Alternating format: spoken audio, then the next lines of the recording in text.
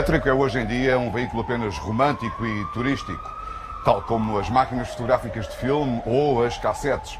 Mas houve um tempo em que o elétrico era um sinal de modernidade, um sinal claro da evolução e do aumento do ritmo das cidades. A evolução, que durante muito tempo era apenas evolução industrial, deu lugar à revolução das tecnologias, que está a alterar todos os aspectos da nossa vida.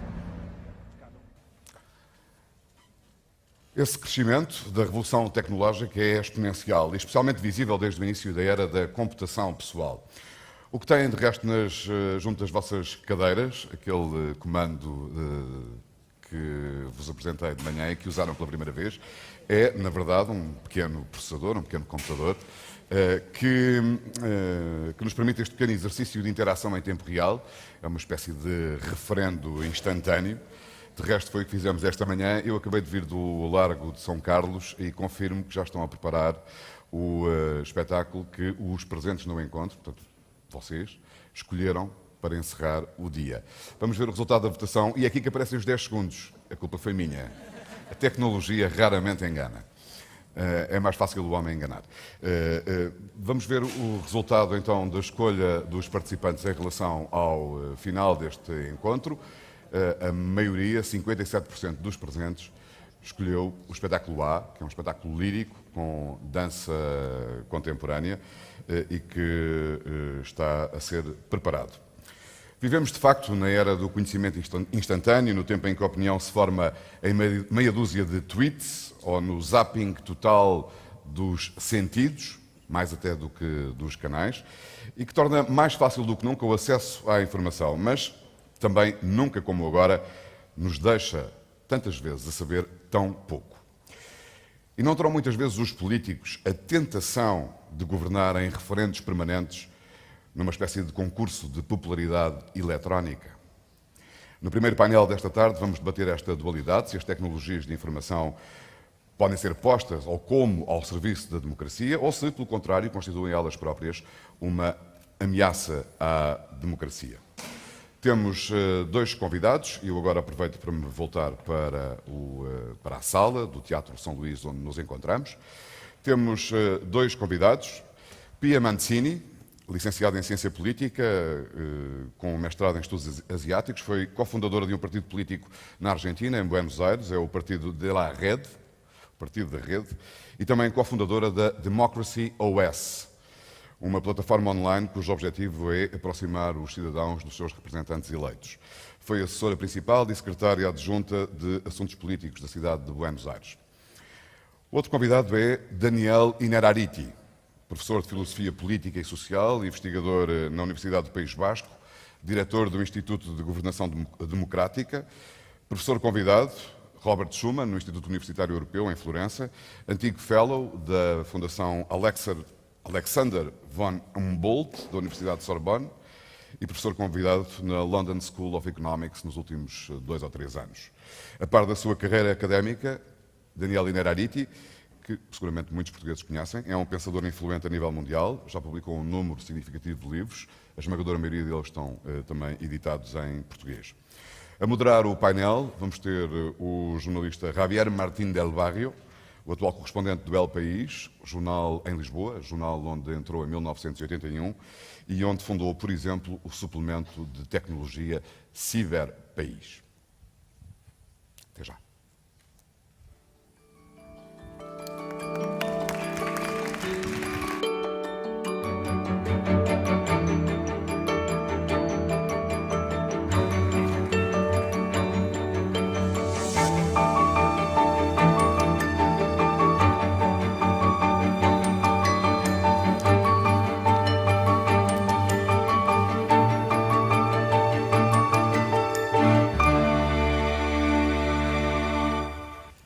Boa tarde. Estamos aquí con Pia y con Daniel para hablar de democracia e Internet. Pia se pregunta por qué no adaptar lo que nos permite hoy la tecnología, que nos permite en realidad hacer la democracia directa y no representativa, por qué no adaptarlo a la democracia que la seguimos practicando como si no hubiera llegado Internet. Daniel tiene algunos aspectos negativos sobre esa posibilidad o ve algunos riesgos. Me gustaría, Pia, que comenzaras a ver qué tenemos que aplicar. Tenemos que aplicar todas las posibilidades de Internet. Me parece que lo que Internet hoy nos permite es varias cosas. En primer lugar, repensar la representación política. Las instituciones que tenemos, el tipo de democracia que tenemos, no se generaron en el vacío. Respondieron o responden a una determinada tecnología y a una determinada ciudadanía, una determinada educación de un momento histórico. Me parece que Internet revolucionó una manera de pensarnos, una manera de comunicar, de relacionarnos, la capacidad que tenemos de organizarnos, pero el sistema político que tenemos sigue respondiendo a una tecnología que no es la que hoy usamos. Y eso provoca, a mi entender, dos cosas en el sistema. Provoca ruido, por un lado, que lo vemos en las manifestaciones en la calle, y por otro lado provoca silencio, una apatía muy fuerte, un desinterés en participar. Entonces el desafío creo que nosotros tenemos como generación es pensar cómo logramos que se produzca señal nuevamente. Y me parece que Internet y la tecnología tienen mucho para aportar desde ese punto de vista. El sistema representativo que hoy tenemos lo que nos propone es que esencialmente abdiquemos nuestro derecho a gobernarnos a nosotros mismos, abdiquemos nuestra capacidad de decidir cómo queremos gobernarnos o las decisiones sobre nuestra vida durante un periodo muy largo de tiempo por todos los temas y por el territorio en donde estamos. La base territorial de la representación me parece que hoy es lo que a mí particularmente me interesa cuestionar. No es que me interesa la democracia directa como sistema, pues me parece que es muy subóptimo, sino lo que me interesa es repensar la representación, pasar de una representación vertical y total a una representación dinámica, en donde yo puedo elegirte a vos para que me representes en determinado tema, y a Daniel para que Daniel me represente en otro tema, y a alguien que tiene mucho conocimiento en salud pública para que me represente en temas de salud pública. Entonces, esa dinámica que hoy permite Internet me parece que es lo más interesante que tiene para aportar. Es como destruyó el espacio físico en donde se pueden generar estos debates y permite una dinámica y una fluidez en donde podemos tener una representación emergente, pero podemos tener una representación dinámica y no únicamente territorial, porque en el territorio, en el fondo, el que gana siempre es el músculo. Entonces, repensar eso me parece que es lo que nos toca a nosotros como generación. Cómo aprovechamos la tecnología para repensar nuestras instituciones políticas con el tipo de herramientas que tenemos hoy en día. ¿Tú le ves, Daniel, a esto peligros, pánico. riesgos? Bueno, ya me has situado en el bando de los pesimistas. No, sí, pobre. Voy a tener bastante dificultad en salir Matiza. de ese agujero. Ya que no estamos en Twitter, matiza. Lo voy a intentar. Yo soy más bien escéptico. Me parece que nos han sobrado celebraciones de las posibilidades democratizadoras de Internet y no seré yo quien lo niegue.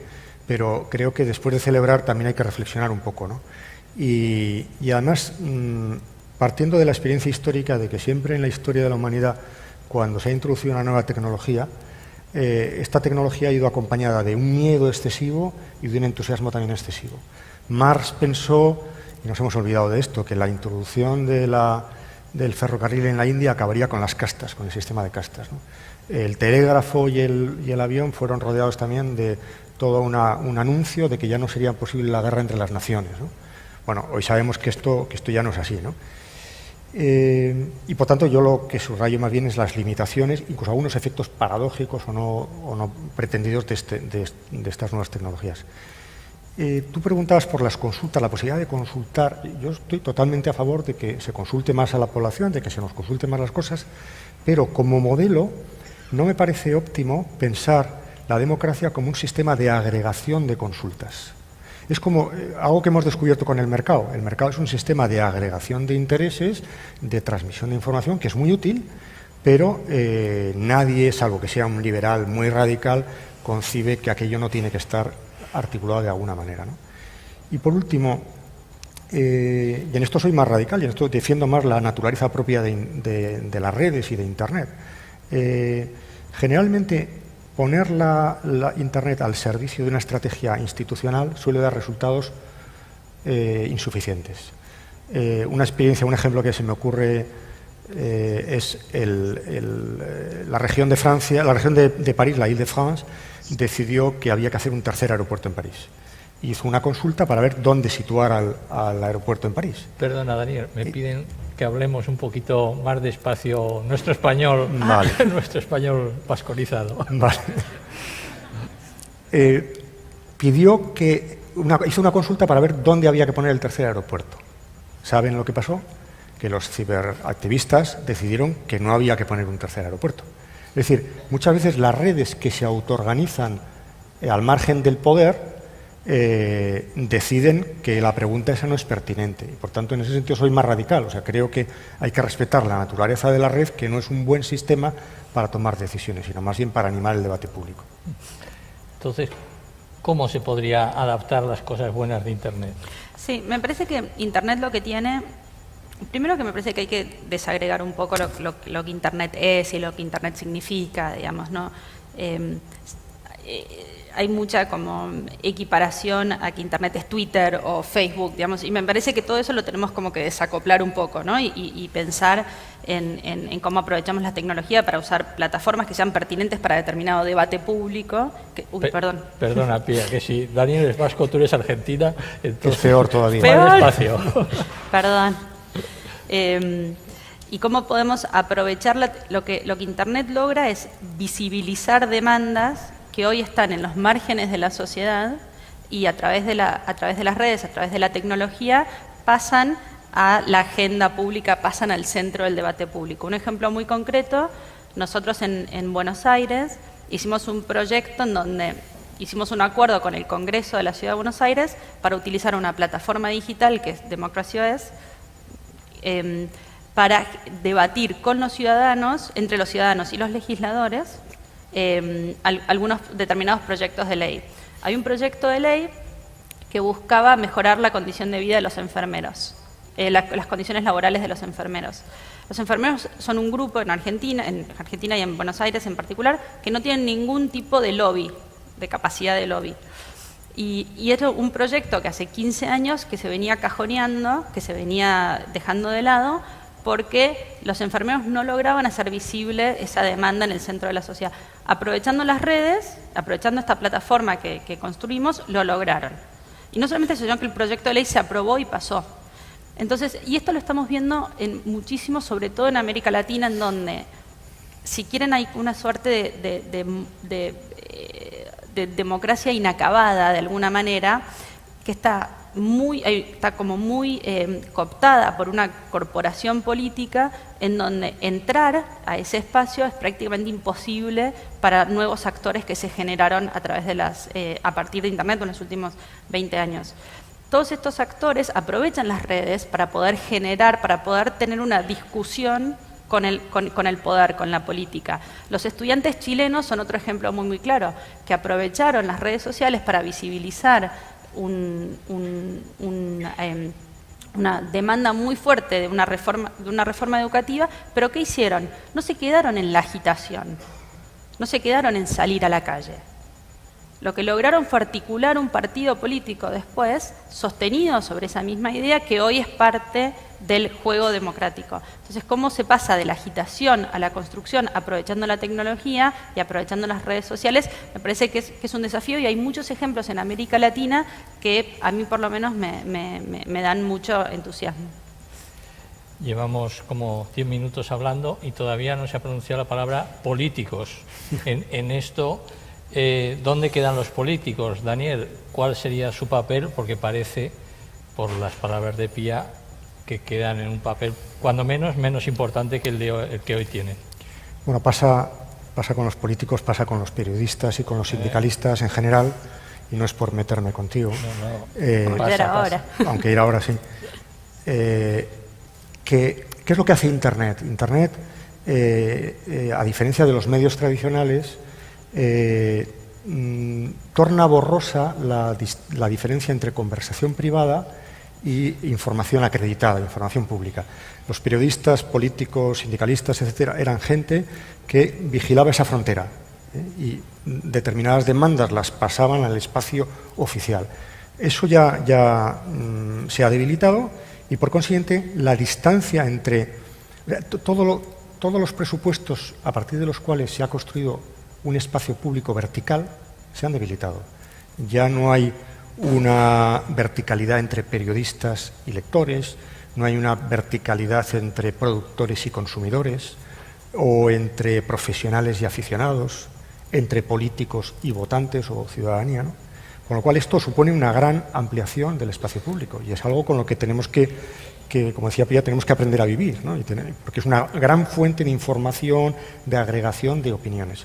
Ahora bien, y este es el origen de mi escepticismo, eso no significa que no necesitemos mediaciones. Necesitamos más mediaciones que nunca. Lo que pasa es que necesitamos mediaciones que aporten valor, no la mediación del mero controlador de una aduana que está diciendo esto es declarado como de interés público y esto no, ¿no?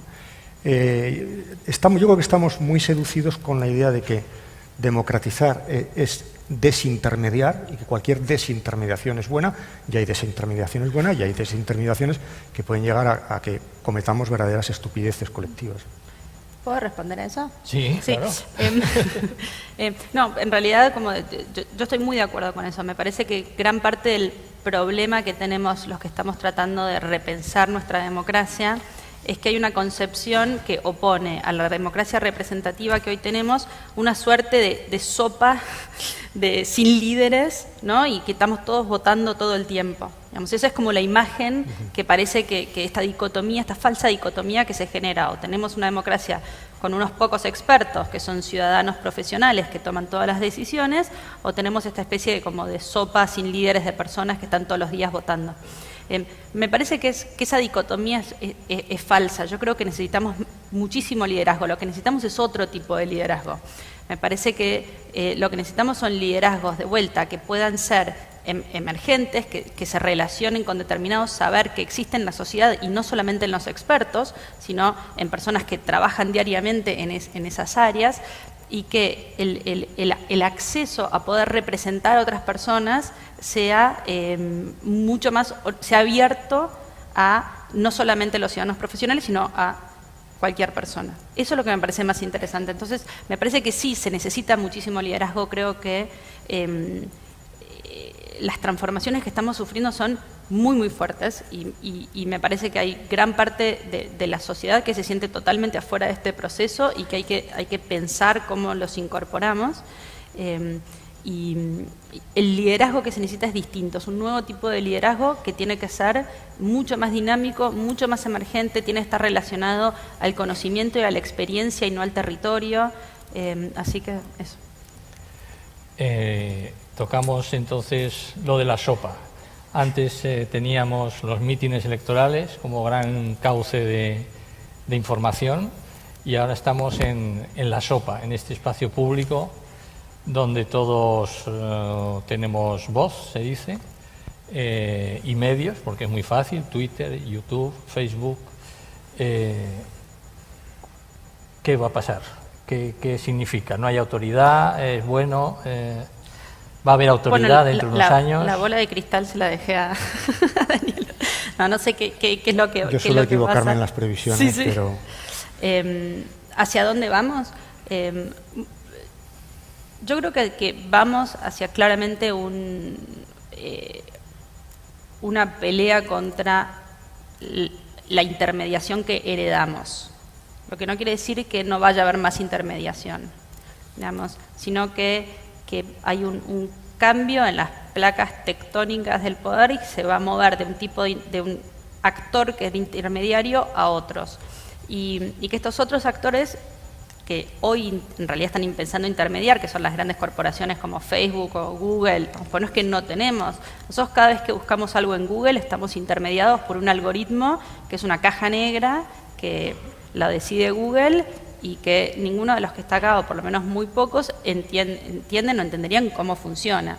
Entonces, creo que entender cómo son esas nuevas intermediaciones nos va a permitir construir un espacio público sano, en donde pueda haber un debate, en donde nosotros podamos persuadir y ser persuadidos, en donde el acceso a la información que haya sea un acceso a la información que esté,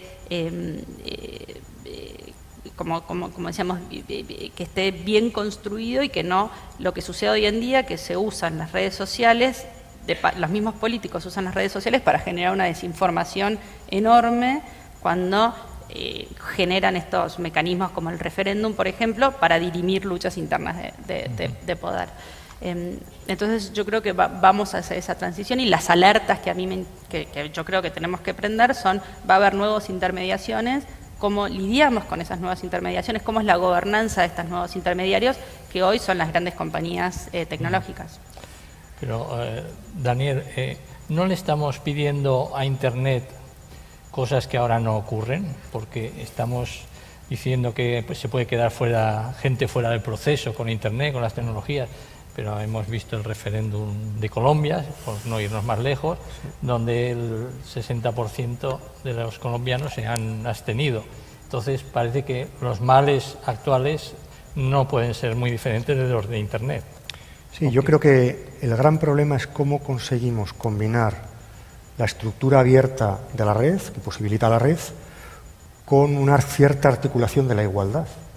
Porque la red es abierta, pero al mismo tiempo es muy desigual. Y para eso la política tiene una función fundamental, en establecer una mediación que posibilite la igualdad. Vuelvo a repetir el ejemplo que ponía antes: el mercado es un gran instrumento. Cuando Adam Smith descubre el mercado y establece sus condiciones, celebra algo que es maravilloso, pero claro, tenemos una experiencia de 300 años de que el mercado no es una información perfecta, que produce muchas desigualdades, que es muy frágil, etc. Entonces yo creo que con la red nos está pasando algo similar. Efectivamente tiene una estructura abierta, pero hay mucha desigualdad en la red. Hay desigualdad, y eso es lo que nos debería preocupar como sociedad, y debería preocupar especialmente al sistema político.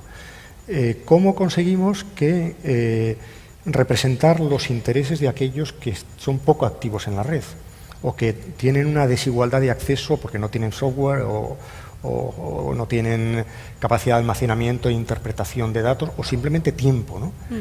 Además, existe también, como en el mercado, también en la red existe el efecto Mateo, de que al que tiene se le dará más. A veces la red lo que hace es aumentar la reputación, el capital, la capacidad de influencia de aquellos que ya lo tienen. Entonces yo creo que la red, por un lado, puede estar en muchos casos potenciando las desigualdades que existen en la realidad, y por otro lado produciendo otras desigualdades específicas.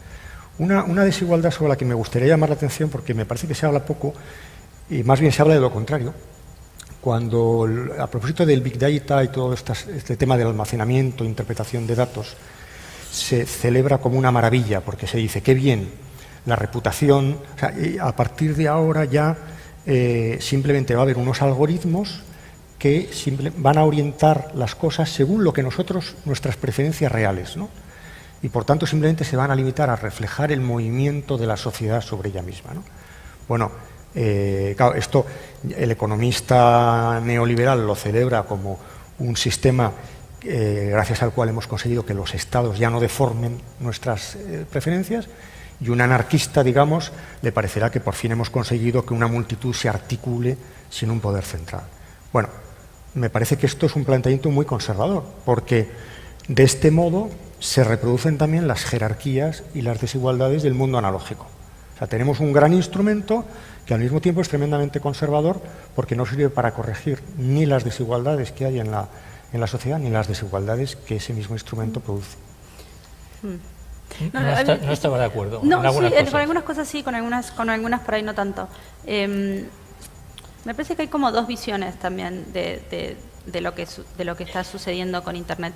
Por un lado, yo estoy de acuerdo que puede potenciar desigualdades que existen, pero por otro lado hay ejemplos maravillosos en el mundo, como por ejemplo todo el trabajo que Sugata Mitra está realizando en la India y en Sri Lanka, en donde está generando una revolución educativa a través de lo que se llaman espacios de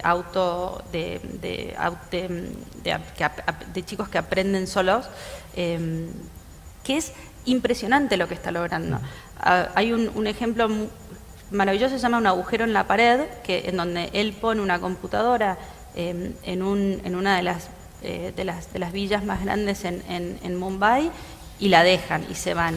Y vuelven al cabo de 3 semanas o un mes y no solamente los chicos habían aprendido cómo usarla, sino que se estaban enseñando unos a otros inglés. Entonces, me parece que hay esas dos cosas. Sí, por un lado, potencia determinadas desigualdades, pero por otro lado es un igualador inmenso. Hoy que una persona en la India pueda hacer un negocio y usar una criptomoneda para poder venderle por internet a una persona en Estados Unidos, hoy esa diferencia es abismal para esa persona. Entonces, me parece que pasan las dos cosas. Tenemos que tener esa alerta a las desigualdades, pero no podemos dejar de ver la realidad del enorme también igualador de oportunidades que significa la tecnología. En ese sentido, la voz de la calle, Daniel, ¿es la voz de Twitter hoy en día? Bueno, yo creo que estamos un poco seducidos con esa idea de que la única utopía posible es la desintermediación. O sea, en estos momentos todo lo que sea desintermediar lo compra cualquiera, nos parece fabuloso, ¿no? Si yo ahora hago una encuesta y digo, ¿qué preferís, un periodista o un filtrador? Todo el mundo dirá un filtrador, ¿no? ¿Qué es mejor, un gobierno o una ONG? Una ONG. ¿Qué es mejor, un aficionado o un profesional? Un aficionado, ¿no?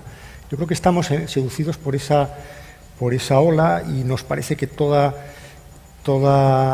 cuanto más transparencia mejor, toda representación falsifica. Yo creo que esto es un signo de inmadurez en la cultura política con la que tenemos que integrar la red en nuestras vidas, y el tiempo irá poniendo las cosas en su lugar, como ocurrió con el mercado. Yo creo que nadie considera que el mercado es una mala institución. Lo que pasa es que es una institución frágil, débil, que hay que proteger, etcétera, ¿no?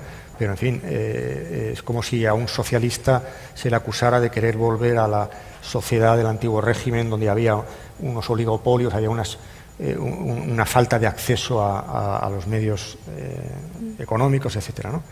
Bueno, por eso en las encuestas se dice que el gran problema de las sociedades es la clase política. Porque la política es la gran mediación, todo lo que sean mediaciones.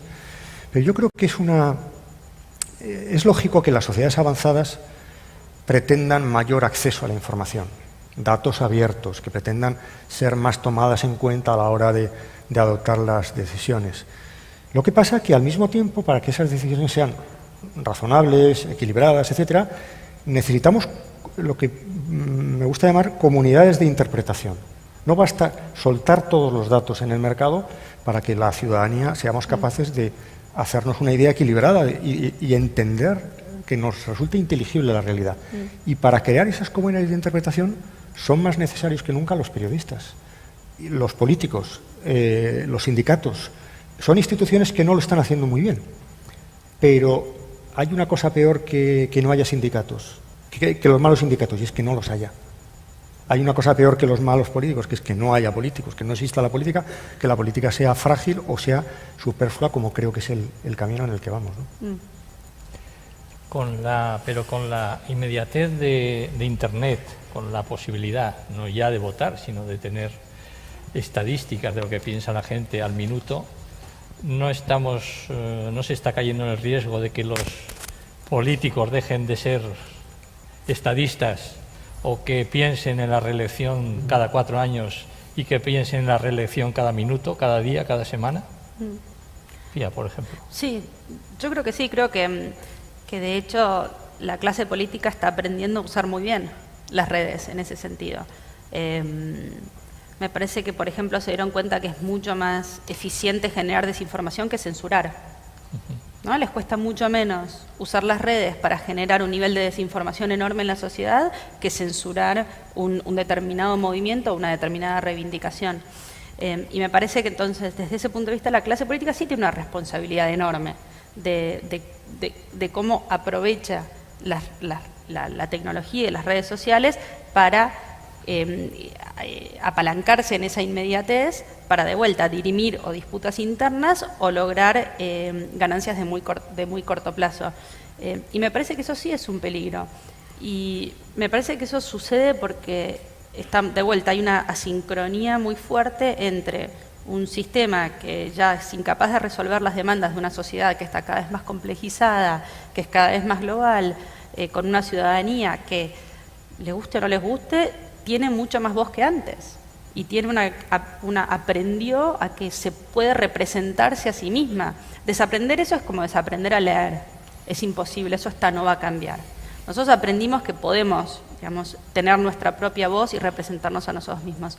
Y entonces, este desfasaje enorme que hay hace que hayamos introducido una nueva tecnología en un sistema que todavía no progresó al ritmo de esa tecnología. Y lo que estamos viendo, los resultados que estamos viendo, es este riesgo que vos hablás de la inmediatez y de apelar a un contenido emocional como muy, muy inmediato. Pero es la clase política la que lo está haciendo, es la clase, digamos, la que la está incentivando. Trump, el Brexit mismo, el Brexit fue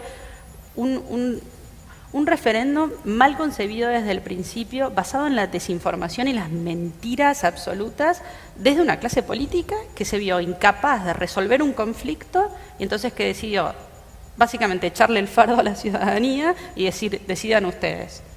Con un nivel de mentiras y desinformación brutal, apalancado en el uso de las redes. Entonces, sí, el riesgo es enorme. Creo que necesitamos madurar como sociedad, necesitamos madurar también como clase política para poder utilizar la tecnología para generar espacios sanos de debate que influyan en la toma de decisiones.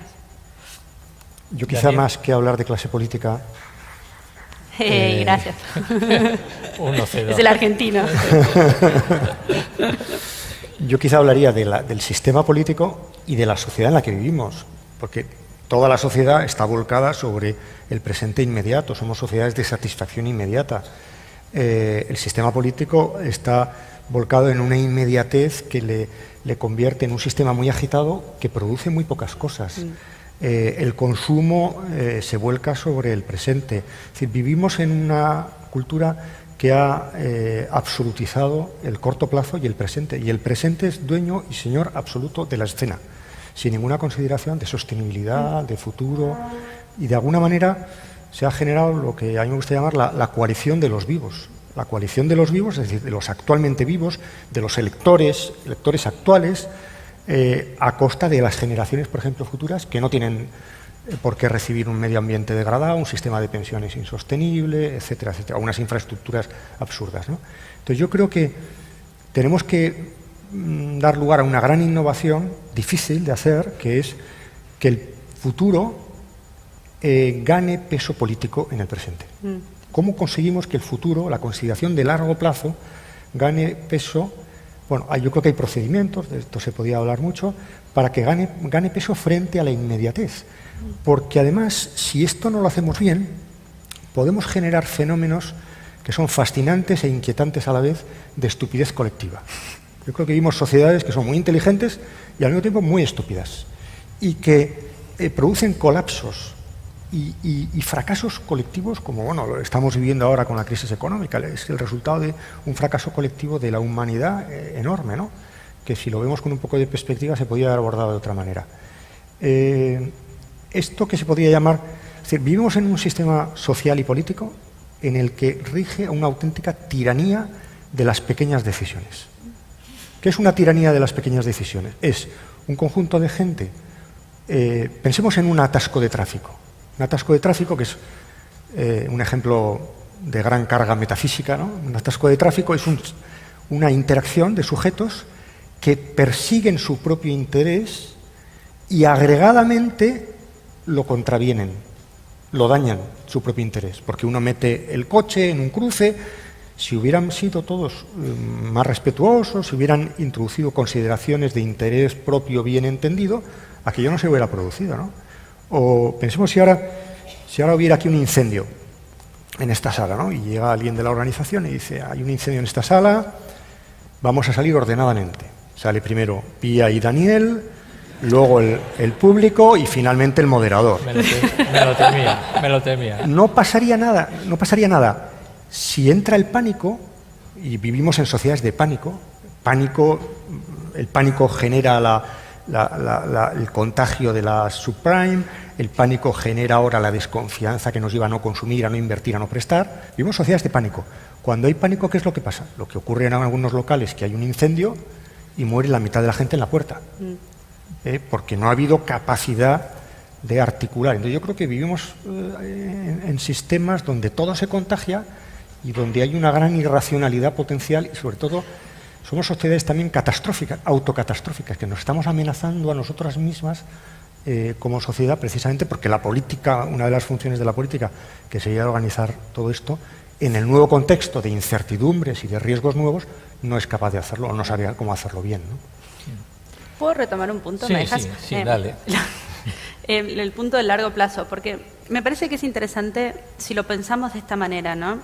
Si nosotros repensamos cómo funciona la representación y vamos a un modelo que yo llamo de democracia líquida o democracia par a par, en donde nosotros podemos generar un acuerdo donde diga, vos tenés mi voto en este tema, pero por X periodo de tiempo. Entonces, como yo sé que, por ejemplo, macroeconomía, lleva mucho tiempo ver los resultados de una decisión, yo solamente delego en vos el voto por los próximos 5 o 10 años. Digamos, pero en cambio, decisiones que te afectan como muy inmediatamente, vos podés decir, yo, por ejemplo, delego en él, pero solamente si a mí me da el tiempo de revisar la decisión, porque a mí en este tema me interesa mucho poder opinar y votar. Entonces, el juego que nosotros podemos hacer aprovechando la tecnología es tanto más sofisticado de lo que hacemos hoy en día, que se pueden generar esos acuerdos para determinados temas que sí sean únicamente en el largo plazo y entonces que los desatamos de esta inmediatez del voto a voto. Entonces, no es que la tecnología te fuerza esa inmediatez, nosotros podemos aprovechar la tecnología justamente para generar otra dinámica totalmente distinta. Bueno, gracias Pía, gracias Daniel. Llega el periodo de preguntas, pueden preguntar en portugués, en inglés, a vos en portugués, en español.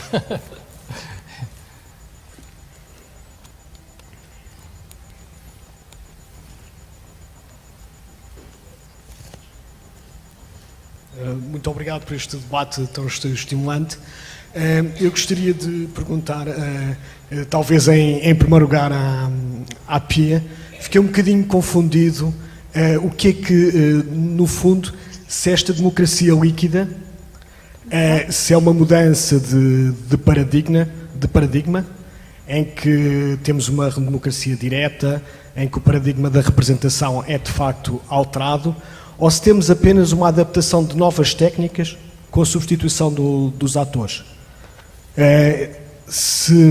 Porque fiquei um bocadinho, se defende de facto uma mudança de paradigma ou apenas a adaptação das novas técnicas e substituição dos atores.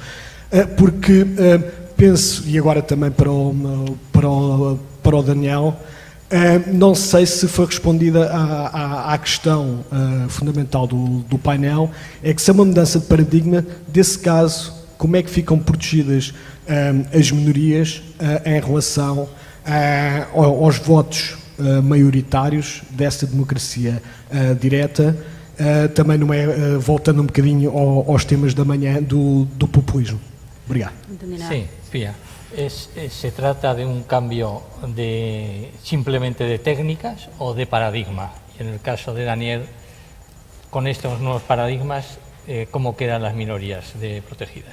No, yo creo que se trata de un nuevo paradigma que tiene que ver con correrse de dos cosas, de la representación basada en el territorio, del territorio como la única fuente de legitimidad de la representación, que eso es un cambio de paradigma abismal, y también un cambio de paradigma en el tipo de representación, pasar de una representación que es vertical y fija por un periodo de tiempo a una representación que es más horizontal y dinámica. El respeto a las minorías. Sí, en este... la democracia puede dañar seriamente a la democracia si no la concebimos de una manera compleja, como un equilibrio inestable de muchos criterios y muchos factores que intervienen en la toma de decisiones colectiva.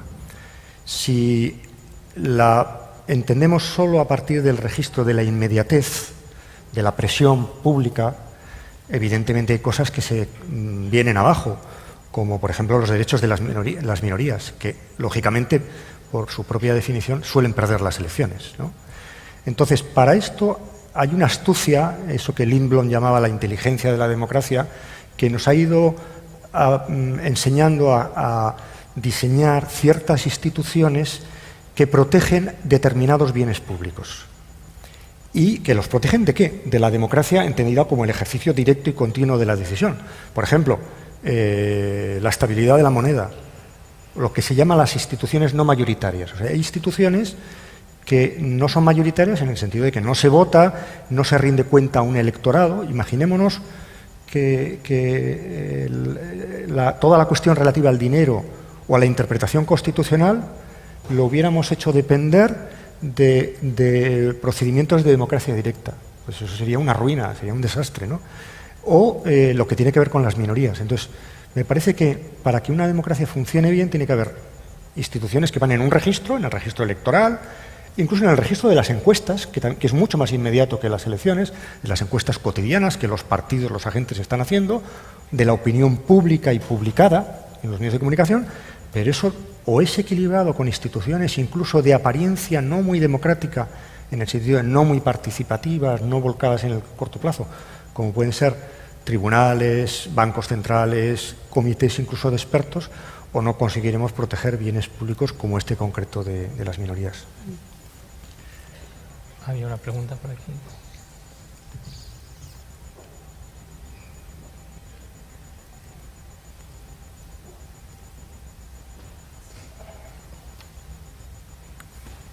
Hola, yo voy a hacerlo en español.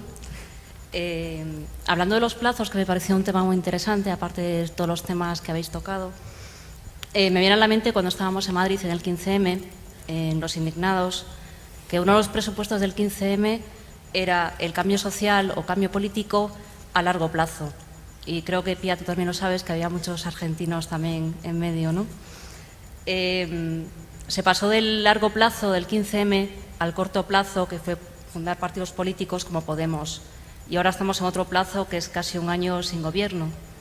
Jugando con los plazos, el largo plazo que se pretendía se convirtió en corto plazo y hay unas ineficiencias o algo que desconocemos. Bueno, yo creo que en el caso concreto, siento entrar en una cuestión tan política concreta, yo soy un filósofo de la política, pero bueno, si me provocan, si me obligan. Yo creo que esa especie de excitación, que dirían los franceses, o sea, esa dificultad de grupos como Podemos para abordar la cuestión del poder y del ejercicio del poder y configurar un nuevo gobierno, tiene más que ver con una indefinición acerca de cuál es la función que ellos tienen que desempeñar en la sociedad. Yo lo he discutido con muchos amigos míos de Podemos y yo vivo en una región gobernada por varios partidos, entre otros Podemos, donde se ha conseguido un cambio eficaz, pero tengo también la impresión de que hay un debate que está sin resolver. Yo creo que Podemos ha sido un instrumento muy eficaz en la movilización de gente, en la implicación de gente en esa movilización, incluso en las estrategias ganadoras de elecciones, y tiene todavía que crecer mucho en lo que se refiere a cómo conseguir que esa fuerza colectiva, esa movilización cívica, dé lugar a transformaciones efectivas del sistema político. De hecho, cuando dentro de un mes o dos tengamos en España al mismo presidente que teníamos estos 4 años, cuyo partido está imputado por casos de corrupción, el partido, no personas concretas, el partido, se nos va a poner una cara bastante triste y vamos a pensar que igual hacía falta más un corto plazo, es decir, que igual lo que nos hacía falta era pensar algo que yo creo que los agentes políticos que tenían eso en la mano no han sido capaces de hacer, que es, bueno, muy bien, la gente, o sea, lo que yo llamo el soberano negativo ha funcionado muy bien. Hemos dicho que no queremos esto, hemos parado obras públicas, hemos detenido la privatización de la sanidad, hemos criticado la corrupción y parado los desahucios, ¿vale? Pero ahora hay que hacer una política de la vivienda, una política de crédito, unas infraestructuras, y para eso hace falta un gobierno. Y a esa segunda etapa yo creo que no hemos sido capaces de dar una respuesta alternativa y por tanto vamos a seguir con lo que teníamos. Jan. ¿Alguna pregunta más? Bueno, mientras se lo piensan, yo tengo una pregunta para ti, ya que has estado Ya que aquí. te dejo en el fuego, Claro, en el incendio. claro. En esta nueva democracia, la que tenemos con las adaptaciones de Internet, queramos o no, ¿dónde quedan los media, los intermedia, el cuarto poder? Que no sé si, presuponiendo que el cuarto sea cuarto, tercero, tercero, segundo, segundo, y el primero, primero, que no se sabe. Bueno, yo creo que los medios tienen que cambiar de formato, tienen que cambiar de modelo de negocio, todas estas cosas que se dicen, pero los medios tienen una función de clarificación, de esquematización del espacio político que es fundamental para que la ciudadanía nos hagamos una idea de lo que está pasando, ¿no? Sin la función de los medios, simplemente con la filtración en la red de 1000 informaciones y datos, yo no sería capaz de hacerme una idea coherente de lo que está pasando. Otra cosa es que los medios lo estén haciendo bien o mal. Yo creo que los medios esa función no lo están haciendo demasiado bien, si me permites esta crítica. Tampoco los profesores, coincido. Tampoco los profesores lo estamos haciendo del todo bien, ¿eh? Pero yo creo que los medios, por ejemplo, en estos momentos, los medios están informando acerca de las cuestiones políticas con una polarización extrema, sin atender a... están dando informaciones acerca de asuntos complejos con una tremenda simplificación. En un momento en el que, para que haya una ciudadanía crítica, sería bueno una información de asuntos complejos con esa complejidad, se nos está dando una información muy simplona y destacando los aspectos más llamativos, escandalosos de las cosas. Un ejemplo concreto, en España ahora mismo hay, todos los políticos, sobre todo los de un partido, están en los tribunales ahora mismo, no están en el Parlamento, están trabajando en los tribunales. Y hay un juicio, por cierto, de bastantes partidos políticos, hay un juicio en el que se está juzgando el uso de unas tarjetas opacas de una determinada entidad bancaria en España, ¿no? Nos han informado hasta la saciedad de lo que aquellos políticos banqueros hicieron con esas tarjetas opacas. Y nos han informado muy poco de por qué se hizo el rescate bancario, que cuantitativamente es muchísimo mayor. Es decir, yo creo que nos estamos deteniendo... La política se está convirtiendo en un espectáculo, se está espectacularizando. Y el modelo de ciudadano que está promoviendo todo este sistema es el de que yo estoy en mi casa con el mando a distancia, viendo una pantalla de televisión, incluso votando en Change, en Abad, etcétera, de vez en cuando, pero yo estoy fuera. Esa espectacularización me sitúa fuera porque hay otro sentido más importante que la vista, que me implica más en el asunto, que es la palabra, la participación. Y nos está convirtiendo en espectadores. Y parte de la dinámica de las redes también nos convierte en espectadores, porque Twitter y los tweets son más visuales que deliberativos o argumentativos. En el fondo son una imagen, nada más. No inician una conversación, ¿no?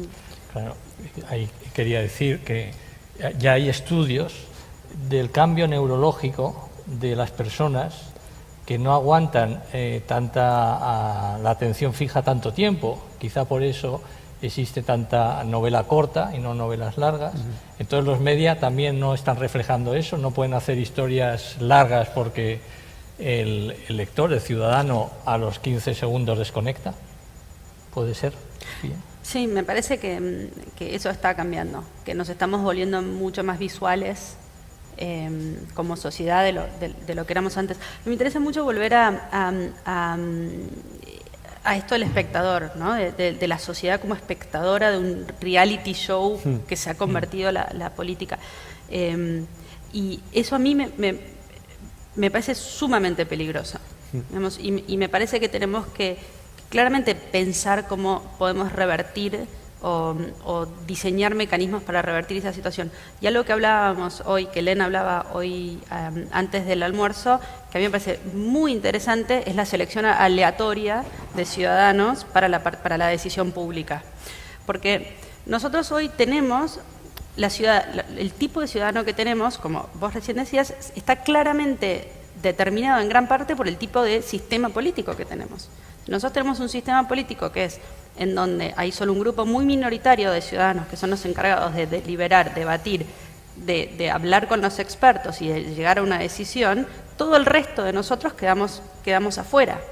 En cambio, si nosotros tuviéramos mecanismos para generar determinados espacios públicos en donde la selección de ciudadanos sea aleatoria, el sistema entero se preocuparía mucho más por cómo está preparado un número muchísimo mayor de personas en la sociedad para participar en esos debates.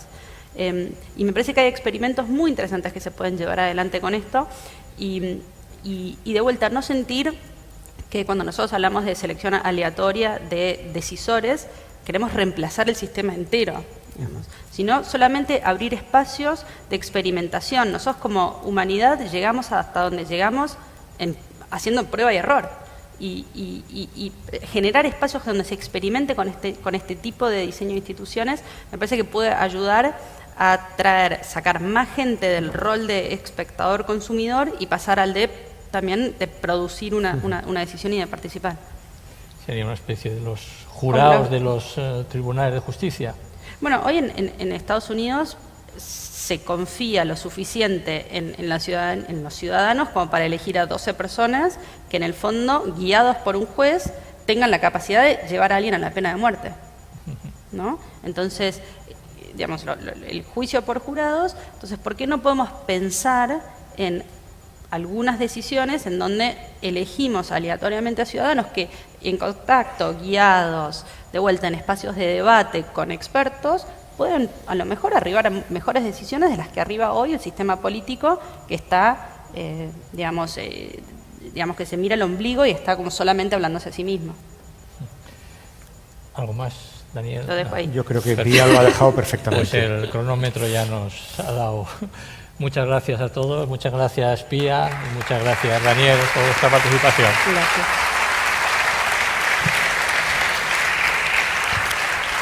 Pues saben.